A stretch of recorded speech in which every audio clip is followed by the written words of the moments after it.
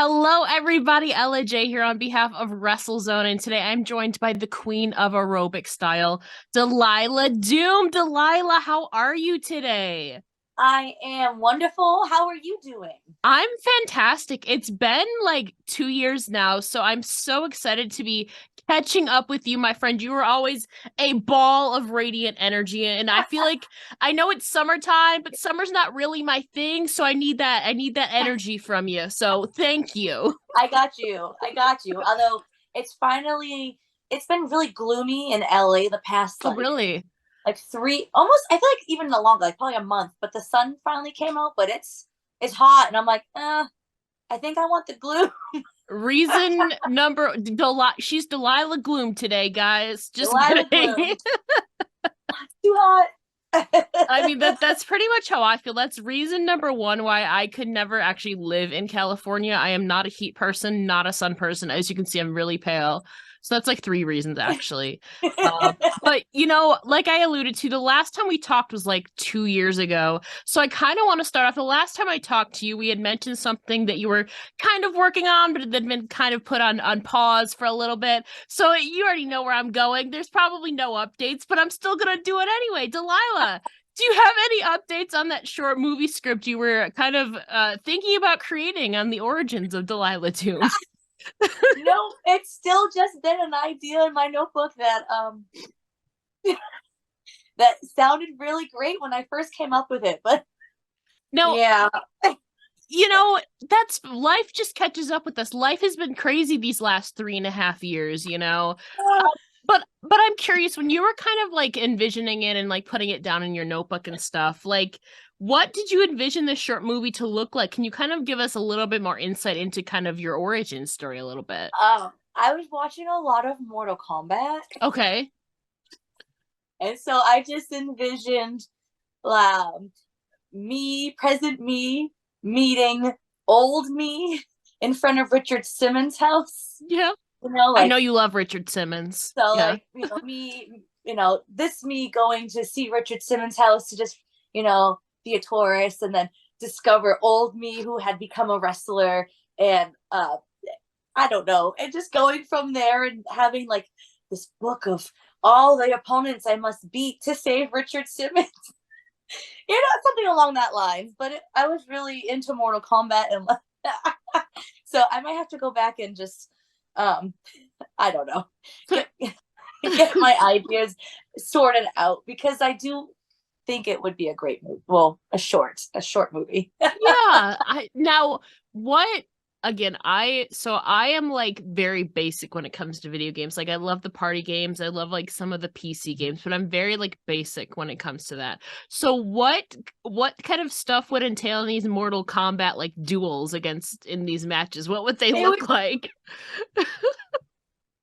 it was more so the different realms, and Ah, like the time traveling that happens, and like one version of me meeting the other version of me. So along those lines. And then okay. maybe some Mortal Kombat fights, but mostly just kind of storyline kind of stuff.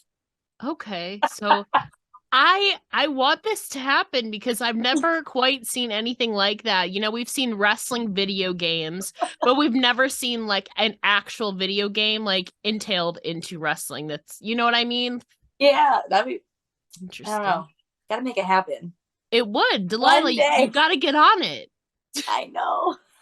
It's one of those things like, I have many hobbies that I I know start, you do. and Yeah. then all of a sudden that hobby that I just spent $100 on is tucked away, and I have a new hobby. I know. So I know you do, wrestling, acting, theater, improv. What other hobbies outside of like the acting and wrestling realm are you involved in or have been involved in? Um, let's see. Well, I play music. Oh, Um, I did not know that. Yeah, I mean, I'm not, so I'm like, I dabble. I've been playing music since I was 5. I started playing piano, and then I started taking voice lessons. And then I started playing flute when I went into middle school. So I played flute in middle and high school. And then I learned guitar, bass, taught myself ukulele, and a little bit of drums. So, Just a little bit. like I said, I dabble. So I'm not great. I'm You like, you could be a okay. one woman show, Delilah. Yeah, I used to be really into. I have a SoundCloud. I used to love just recording acoustic cover songs. So yeah. Now, what kind of genre would these songs be that you were covering? um, bands like the Postal Service, like indie kind of music, like Okay. pop punk indie. Um, God, I'm trying to think of all the, like the trying to think of the songs that I have. I have like Menzingers, Iron Sheik covers. Um, yeah, just like random, but like kind of indie pop punk kind of stuff. So you do like Yeah, everything, Delilah. For real. I just dabble.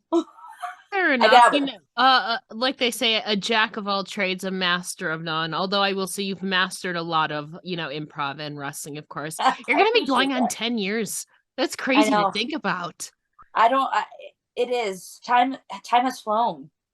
God, I 10 years. know. Ugh. I know it has. In the past, we've talked about your improv acting and theater, but I don't think we've actually discussed, like you kind of alluded to, your origin story. So what kind of drew you to I know you did theater growing up, but what kind of drew you to the realm of acting, theater, and improv? Um, I don't. I just remember when I was like a little kid, I was always like a ham. I always liked to be in front of the camera. And in, I think it was middle school, we had this program called. It was first, I think, Odyssey of the Mind, but then it got changed to Destination Imagination. But I think it was called. But it was. I don't even know how to explain it. But you would get a group together, your team. So it was like me and a bunch of my friends, and you would have an adult who would be the curator. I don't know. I don't know. This is so long ago, It's but okay.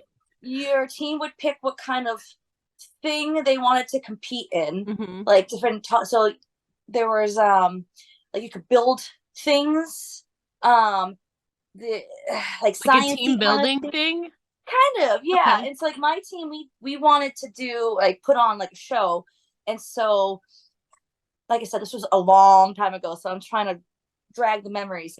But so like the one year you would pick like there'd be like a list of historical figures, place and time, and like random things, and your team would have to pick one of each. And so it'd be like, I don't know, I'm trying to think of like Abraham Lincoln stuck in space, with a Yeah. grasshopper. I don't know. And then So your that's team, basically right? improv. Yeah, so your team, you had, it would be like you would have a designated amount of time, like a month or 2 months, and your team would come up with so like for this specific genre, we would come up with a play pretty much, and we built our own set. We had to do our own costumes, and we wrote our own script, and we performed it. And Wow.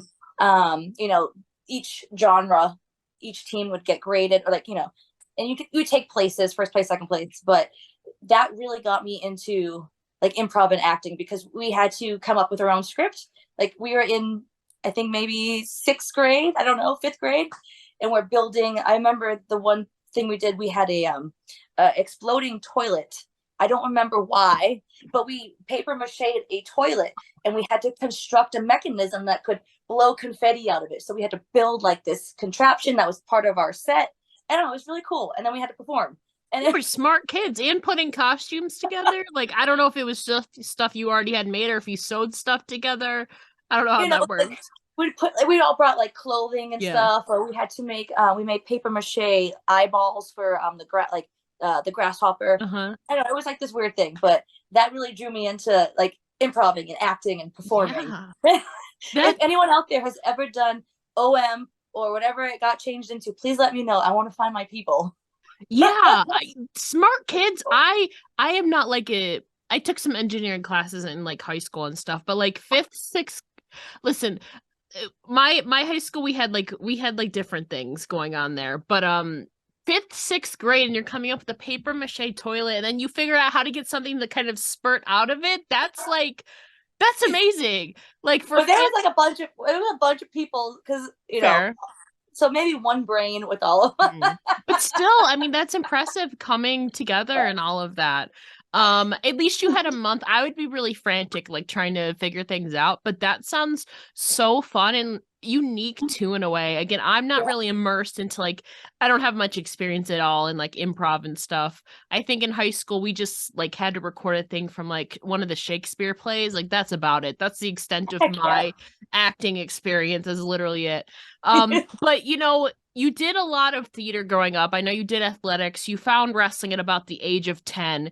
Kind of thinking back to your childhood self, you've dabbled in a lot of things, but what did your kind of initial career aspirations look like? What did your younger self envisioning you doing when you grew up?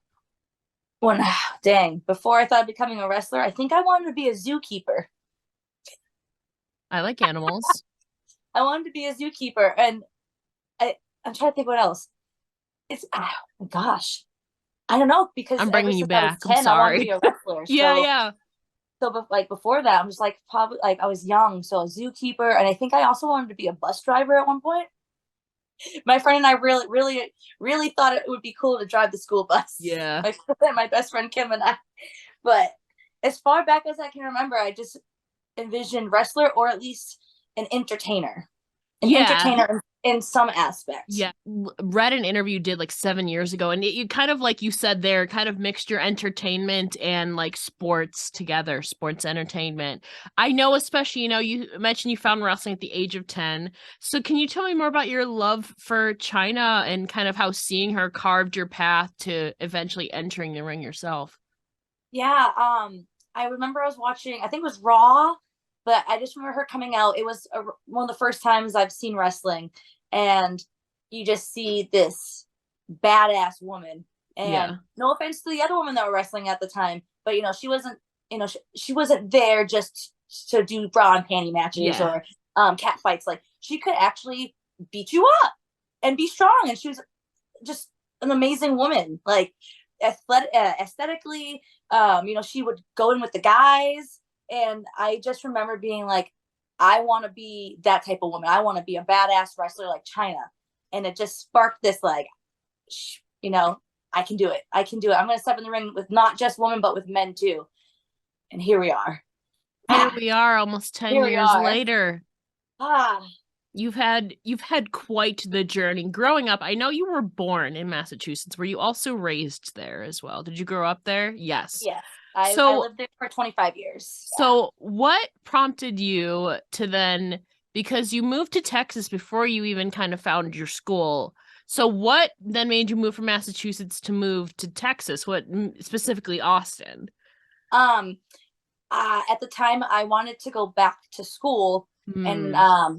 so I have a degree in nutrition, in diet technology, but sign language has always been something I've loved. I grew up with a best friend whose parents were deaf, so I was immersed in ASL growing up for a long time, and I was almost actually fluent for a long time, but I stopped using it and I lost most of it.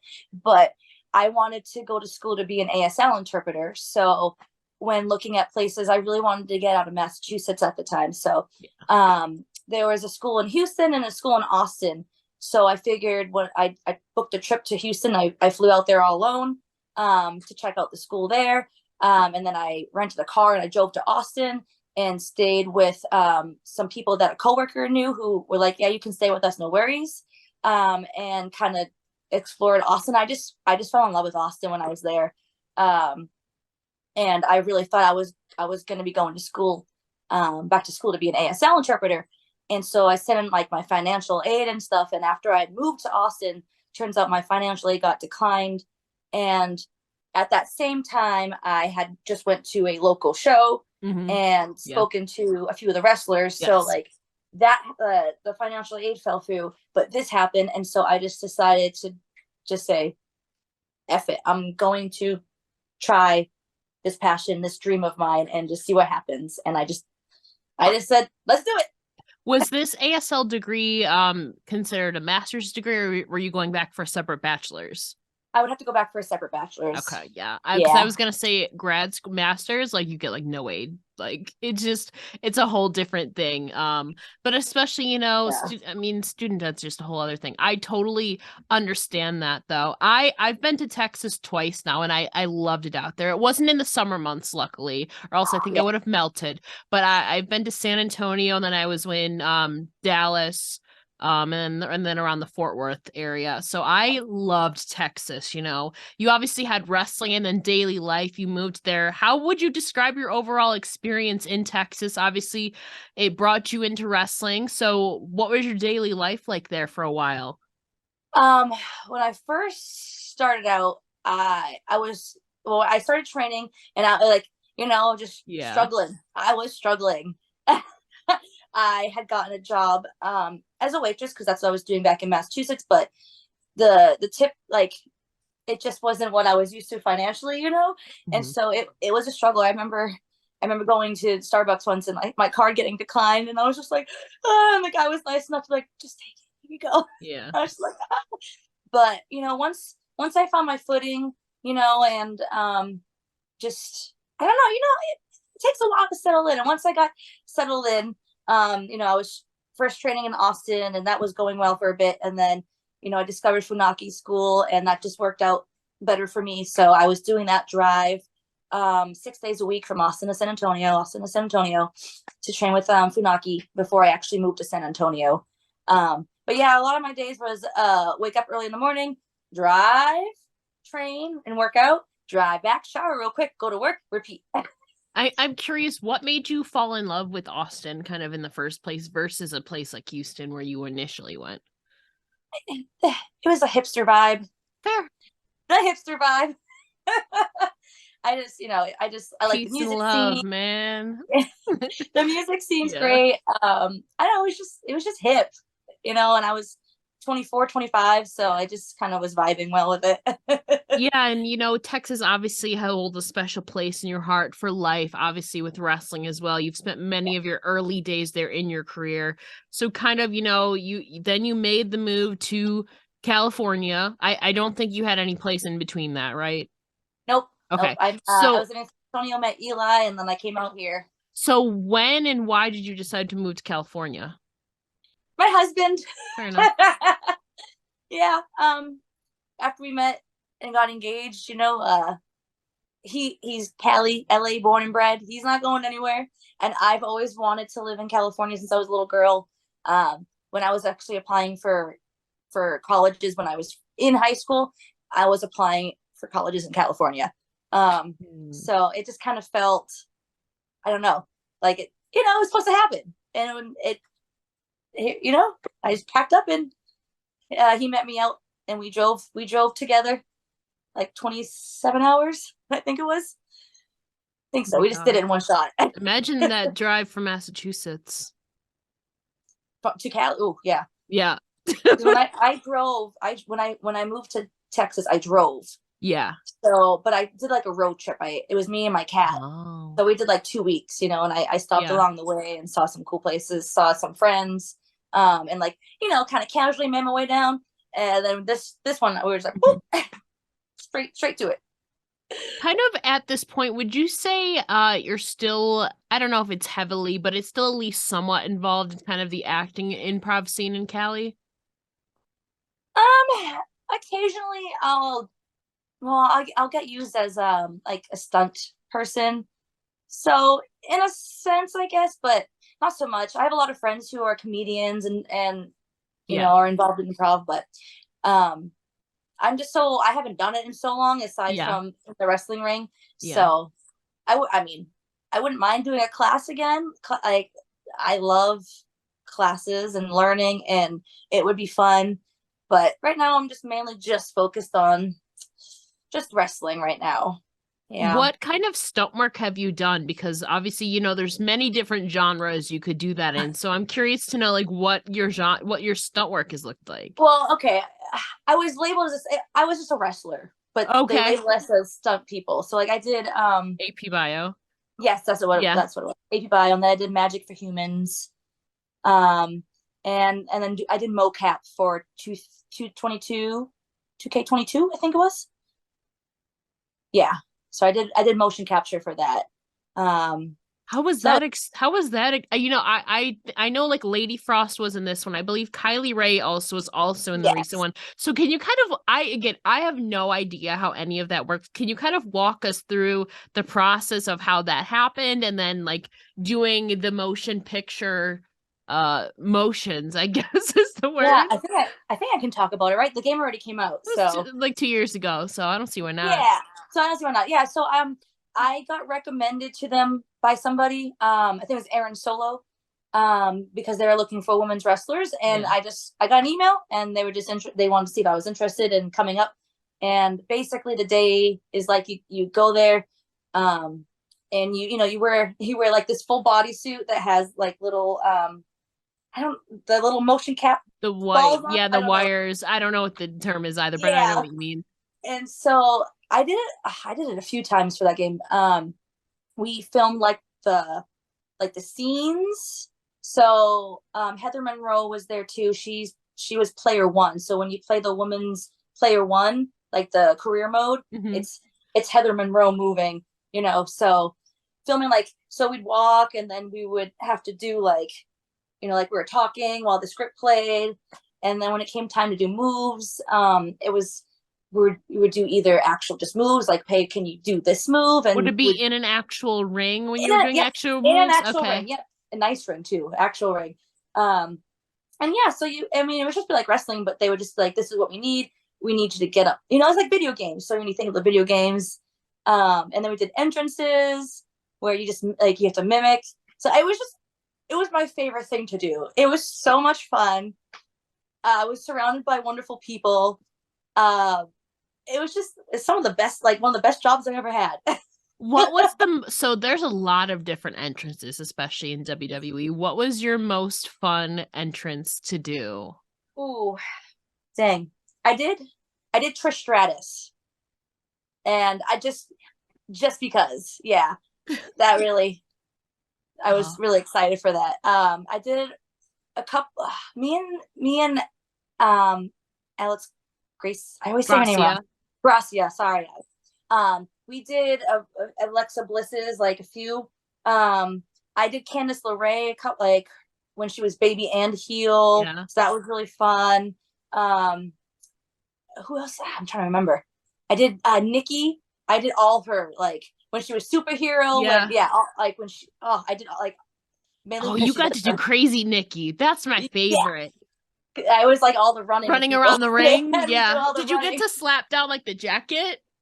Um, I don't think we had a jacket. It's I'm probably trying like to a remember, towel or something. but those were like I did all like the smaller people like that. So Okay, okay. yeah. And then you can find my entrance. I got to do. They allowed us all to do our own entrances, and my finisher is actually in there too. Me and TJ Perkins, we did the move. So you can, if you search, there's like I think it's called the Queen of Aerobic Style as one of the entrances, and then you'll find the Oh, Avalanche Victory Roll, and that's my finisher. that's so So cool. oh, it's awesome. They sent us a copy of the game, so because Eli did some of it too. Yeah. So it was the most fun I've ever had, like at work. That was outside of just wrestling. Like so cool. What characters do you normally play when you do play? I I usually feel play like it'd be fun to be like play as the people that you know you've done. yeah. I was doing that. Like we got the game. I was going through everything Yeah. just to see. Yeah. But when I'm terrible at that at It's WWE. okay.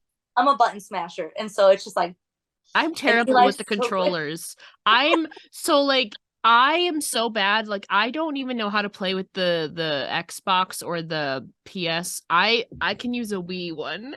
That's at There you go. least like 12 years old. I No, can't that's do any of great. the new controllers, Delilah. It's so sad actually. That's what I miss the Wii, man. I used to have a Wii. So do I. We still have it, but we haven't played it in forever. But that's so fun. Yeah. Obviously you're one who has like a very creative mind as well. So I'm curious, and I know it can vary depending on the opponent and stipulation, but what does your creative process look like when you're putting wrestling matches together? Ooh. Can you kind of walk me through what goes through your mind when you're preparing for your matches? Dang. So I'll usually will, if I don't know my opponent already, I will sit down. I'll usually give myself a week to study for the match, and I'll watch, a bunch of their You matches. go very in depth then. I Yeah. try. I mean, I really try. I take it like it's work, like it's my job coming up, and so Yeah. I have to study. I need to go in there knowing what I want to do, what they do, and how I want to put together. I don't know. I watch their stuff, and then I think about how we can work together and make the best of what we both have together. Um, I'm a lot of lucha, so I know I'm gonna be asking my opponent to kind of do a lot of running with me, and I hope that they're down with it. And then my gimmicky stuff, how I can add that in with their character, how they work, just to make it make sense. But I usually do, like, I have a week where I am slowly breaking down, coming up with ideas, just jotting them all down so when I come, I can have you know, a presentation so that we can take theirs and mine and then make something beautiful.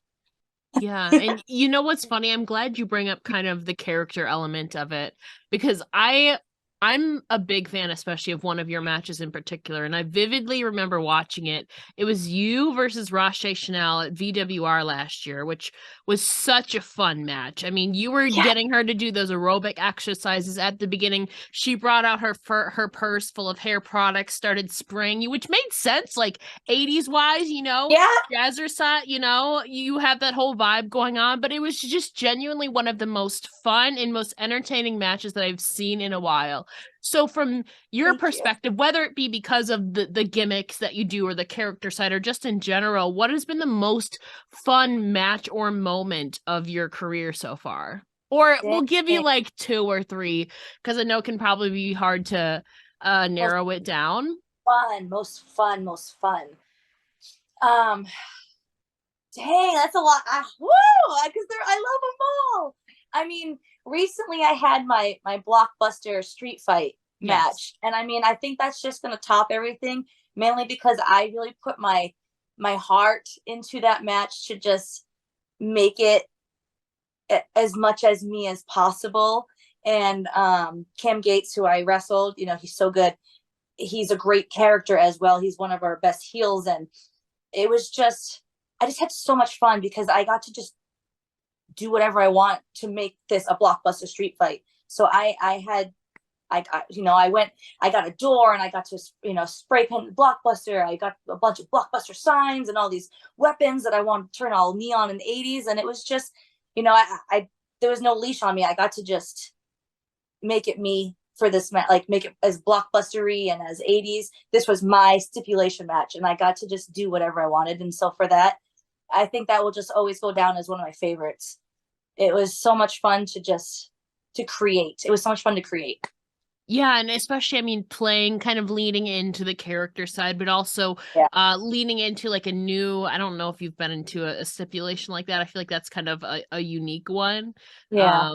But it kind of mixes a lot of fun elements together, but kind of more generally too, we do what's called a watch list feature here on WrestleZone. So kind of in your career thus far, that obviously is one that stands out. Is there any other few ones that you feel really proud of, just whether it be for your performance or the opponents, or ones that really stick out to you? I wrestled Lucas Riley, who is from Santino Brothers, and he is how old is he? He was born in 1998, mind you. So this was Somebody who's younger than me. I was born in 97. like he's so good, Yeah. and he's so young, and he's just gonna get even more incredible. But I remember being super nervous for that match, just because I'm not that young anymore. And so it was a really big challenge for me because he's so quick, he's so fast, and I love that match. I usually get really like embarrassed to go back. I watch my matches very like, but after I watch, I was just so proud and just so happy with how it came out, and that I stepped up to the challenge of Lucas Riley, and kept up, and we had amazing chemistry, and it was just a great match. And I really like when people are like, oh, I showed them that match. Love that. And then I recently wrestled Johnny Robbie as well at Santino's, and Yeah. that's another one of my top favorites. She is so good. She's been coming up. I've seen her name. She's fairly newer, obviously, but I've seen her name popping up a lot on my timeline and my radar, especially as of late. Yeah, she's like 2 years in, I think, Yeah. and incredible superstar. Love working with her.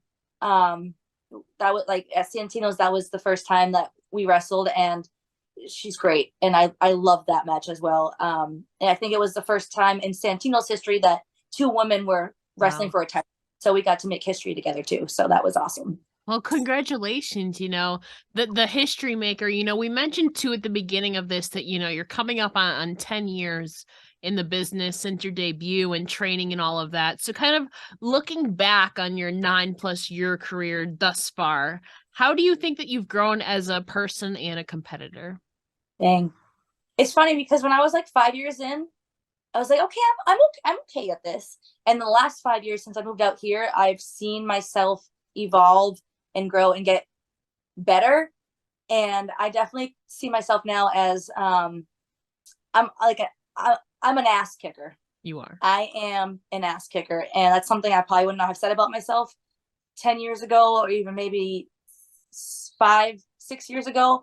But I'm training a lot more. Like I train 4 times a week now, like solid. On top of a shoot job, mind you that. Yeah. Like I'm really I know I'm getting older, but I'm really starting to really, really find myself. And I feel a lot like tougher mentally and physically. I'm just kind of finally finding myself completely now. And I'm 10 years in, so I have all that experience, but I'm going to have so much more. I don't know. It's just it's really weird to think of myself when I first started, and I'm still kind of that timid but slowly I'm gaining more. That's one thing. I lack a lot of confidence that I know I should have. And I think I'm slowly growing into that. That's progress. You saying that out loud, by the way. I'm also one who has like confidence. I don't know, just say issues, whatever. Like I totally get that, but I also recognize like it takes time. Like even I'm still in my mid-20s, but I've heard 30s is like where you really like get into your ish, as you would say. Yes. So I'm just looking forward to that. I'm still gonna rock out the rest of the latter half of my 20s, but take it easy. Part of me is also kind of I just want to get to 30s because I've heard so many like you just get like level up, I feel like, in life, and your worries kind of all these trivial things that you worry about like just not disappear, but they're just so they're just trivial, they're just that. Yes, I love that. Yes. But we've just talked about kind of looking back, reflection, kind of looking towards the future now to close things out. You're coming up on 10 years. You're slowly gaining your confidence. Like you said, you've been working a lot, focusing a lot on wrestling. What do you kind of hope to accomplish personally and professionally, say these next 5 years? So I have things happening right now that no one knows really yet. Okay. So I'm really excited for that too. Wrestling related or something else? Okay. Wrestling related. So I'm excited for that to when that happens and people will finally know. So I'm excited for this journey that I'm on right now, which, like I said, not a lot of people know. So I'm excited for that. So I'm just see where this journey takes me. And on top of that, I've been helping out a lot at Santino's with the classes and being, assistant to the trainers. And I really enjoyed, meeting the kids coming in to start their journeys. And it's been I don't know. I'm really enjoying helping people grow into their version of themselves wrestling wise and helping out the newer generation coming up. So that's been a great feeling. It's been really fulfilling for me to be someone that can help someone else's career and adventures coming up in the wrestling world. So kind of through that, Yeah, and kind of through that journey as a coach, you've absorbed a bunch of knowledge throughout your journey, but kind of what do you try to like, everybody's path is different, but what kind of advice or maybe lessons do you try to instill into these wrestlers in kind of the early stages of their training? Especially in the early stages, I like to remind them, like, why are you here? Yeah. Like, yeah, the beginning stuff is hard. It's hard, but you have to remember why you're here. Where, like, you're here because you love wrestling. You have a passion for wrestling, and it might, the cardio drills, learning how to bump, all that stuff. It's gonna suck, but Yeah. you love wrestling. It should be fun. Even the shitty shit should be fun. So just remember that, and to just keep pushing yourself, because you can accomplish anything you believe. Yeah, and especially hearing that early on, got to give some tough love, I assume at times to kind of see who really wants it. But Yeah. especially also being encouraging, I feel like is a powerful thing, especially when you're still finding your footing. So that's really cool. It's kind of it's a different experience for you. Have you kind of realized that you're kind of at like that veteran? Has that really sunk into you yet? No, I I always, it's weird. it's I have to funny remind because myself. I think at the last time, I would say since like the beginning of the pandemic, so when I thought of California, I would think of you. I know Heather's moved since then, but I felt like it was you, No. Heather, and Ruby, like kind of controlling the California scene. But I feel like, there's been newer names like Mighty Myra, like Jin Savani, Johnny Yeah. Robbie. Milo's been making her way. I feel like it's kind of like doubled or tripled in the women, which is great to hear. But like Yes. you're a vet now. Viva Van, of course, has been killing it too. But like you're like a veteran now. I know. It's weird. I'm like, oh, does that make me old? No, you just get to lend your mind to like Yeah. this wonderful booming West Coast scene because I feel like a lot of it is East Coast or Florida or like Texas or like Chicago. The West Coast doesn't, I feel like, not get a lot of love, but a lot of like recognition, I feel like. No, I totally agree. That's why when GCW was here for WrestleMania Yeah. weekend, it was awesome to get Yeah. get all those eyes on everybody over here. So that was a great opportunity for all of us. But yeah, it's great. Like, the women are flourishing over here. Like, there's a lot of us. Like, it's There great. I is. love it. And I'm just, yeah, I guess I'm one of the vets now, which is just weird, but it's awesome just to see these new up and I comers. I would say, Um, I feel like you and Ruby are kind of leading the charge and kind of as the vets now. I feel like it's an unofficial responsibility. in this, yeah, in the SoCal, yeah, Yeah. kind of, yeah. Mariah retired. Cheeks up north. Yeah. Crazy. Yeah. But that you're doing it with stride, and you just like I said at the beginning of this, radiate so much energy. So of course it's been a pleasure to chat with you again. Before we let you go, can you please share where the listeners can find you online? Sure. On Instagram, you can find me at Delilah_Doom, but the O's are zeros. Yes. And then on the Twitter, it's the same thing, except the O's are regular O's. Regular O's. I And be love. on the lookout. Things are happening. I'm excited. I have some things in mind, but we'll see. We'll have to stay tuned, though, like you said. Delilah, thank you so much for chatting with me again. It's been a pleasure as always. Thank you so much for having me. I appreciate you. Thank you, everybody.